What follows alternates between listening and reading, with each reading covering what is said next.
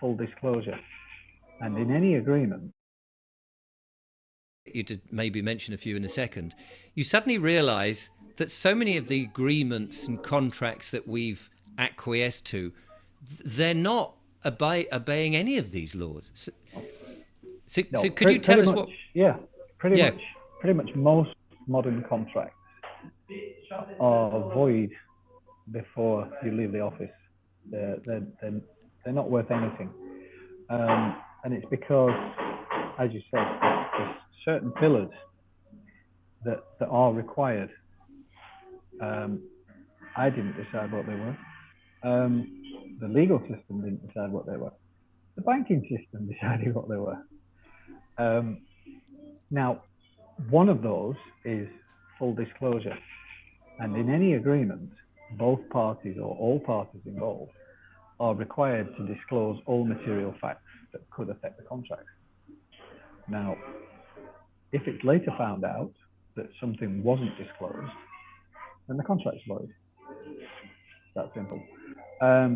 Consideration is another big deal in contract law. If I'm borrowing something from somebody, then they are lending something that's theirs, and I've got to lodge my consideration of equal value, so that there's a meeting in the middle of their property and my property. In the event that I don't pay, they keep my property, Yes. that's a lien. That's your standard commercial lien.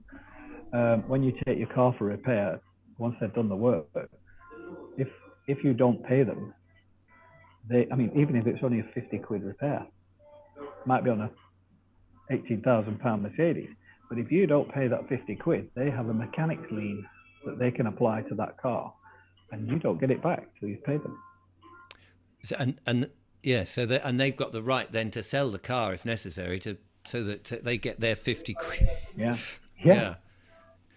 yeah. Which, funny enough, is the same excuse the bailiffs gave to me, or the enforcement officers, as they like to be called, to say, well, we're going to sell your van so that we can get our bit. And I said, well, it's a hell of an expensive van for your one little fee. Yeah, let me stop you with that one. It's not that they like to be called enforcement officers. It's that by law, they are not allowed to be called bailiffs because they're not bailiffs. Ah, because they don't work for the court. A bailiff has an oath of office. Right. And these are He's third required, party he's thugs. required to produce it if you ask for it. Yes. Well, So yeah, they don't like being called bailiffs because it's a fraud. If they say right, they're yeah. bailiffs, they're committing fraud because they're not bailiffs.